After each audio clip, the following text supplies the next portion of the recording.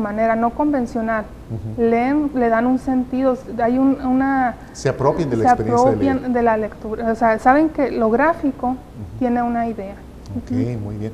Cuando hablas tú de que con el decurso del tiempo y el niño en esa etapa, cuando tiene toda la intención de abrirse a la oportunidad de aprender a leer, luego con el decurso del tiempo como que este entusiasmo baja, cae en una apatía, nos decías tú, ¿a qué se debe de acuerdo con lo que han investigado? Bueno, es que hay múltiples razones.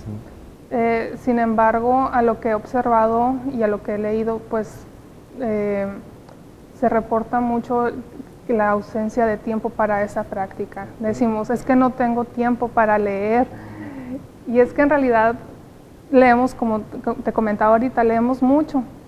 Sí, pero ya leernos una novela, un cuento, incluso una poesía, pues como que le demeritamos un poco para plasmarlo. Hay otras razones de necesidades inmediatas. Habrá gente que en vez de leer necesita ir a trabajar. Entonces hay diferentes... Son prioridades que establece la persona, ¿verdad? Y la misma persona va estableciendo sus mismas prioridades y va abriendo espacios. Correcto. Sí, lo que quería comentar y aterrizar contigo, que tiene que ver mucho con que yo me dé el tiempo. Digo, hablar de si tenemos o no tiempo es relativo porque todos tenemos, vamos a verlo así, 24 horas, ¿no? Lo que hagamos en esas 24 horas depende y es responsabilidad de cada uno de nosotros. Si queremos fomentar la lectura en nuestra persona, pues tenemos que buscar darnos ese tiempo, ¿no? Ya sea en el transcurso del tiempo que se hace cuando tomas el camión o el autobús para llegar de tu trabajo a tu casa, pues es un tiempo donde puedes leer, ¿no? O inclusive esperando la consulta en el hospital. Digo, esos son momentos que pueden prestarse como para propiciar el darnos un tiempo para leer también. Sí, de hecho, hace un par de años salí del país, estuve en España y estuve en Argentina por diferentes razones. Y a mí me dio mucha alegría de pronto ver niños en el metro, en lo que nos para nosotros el metro, el tren en realidad, el transporte público donde ellos leen. Entonces, también en México suele pasar, pero es muy escasos ese tipo de situaciones con las que podemos encontrarnos.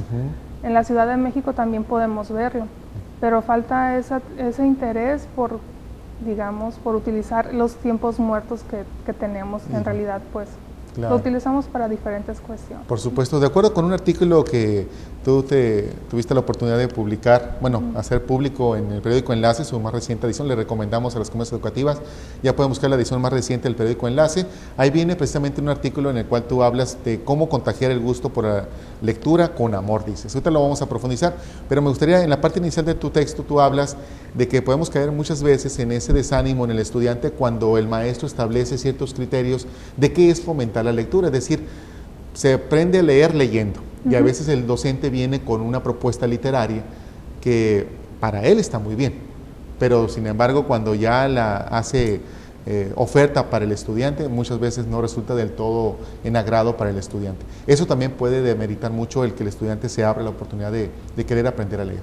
Sí, efectivamente, de pronto nosotros llegamos muy entusiasmados como maestros y decimos, miren, la verdad es que aquí está una propuesta súper interesante, está muy bonita la historia o aborda tales y tales cosas.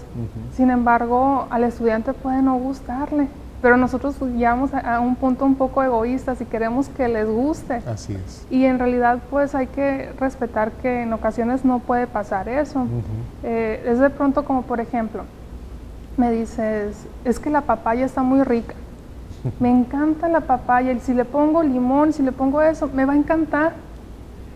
Pues sí, pero a mí de manera personal sinceramente no me gusta. Entonces, por más que me quieras vender la idea de comer la papaya, no lo voy a hacer. Correcto. Sucede algo similar con la lectura.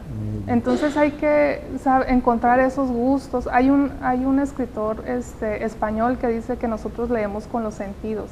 Entonces creo que debemos de saborear la lectura. Habrá momentos que nosotros vamos a tragar la historia porque tenemos que leerlo, pero habrá otros momentos que la podremos saborear.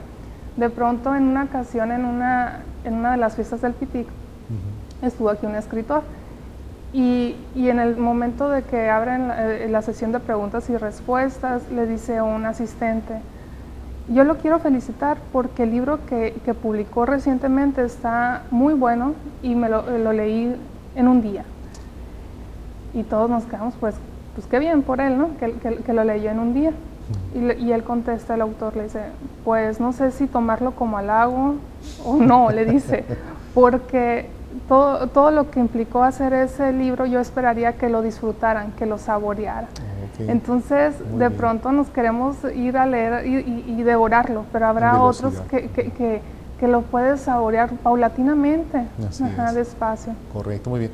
Y sobre el punto que hablábamos de las sugerencias que a veces tiene el docente para con los estudiantes, más se agrava la situación cuando el docente establece que para aprobar la materia de español es necesario que se apropie el estudiante de ese libro que no le gusta y que de repente ve esta situación contradictoria, ¿no? Entre decir, si le digo al maestro que no me gusta y no leo el libro y no lo asimilo como él quiere, pues me va a reprobar. Entonces yo creo que, como comenta Miriam, pues la intención es esa, ¿no? De que el docente esté abierto, que pueda estar dispuesto a romper esos paradigmas que muchas veces son limitantes precisamente para poder adaptarnos de manera más efectiva a una realidad social, y en este caso pues hablamos de la experiencia educativa, es parte de esa realidad social.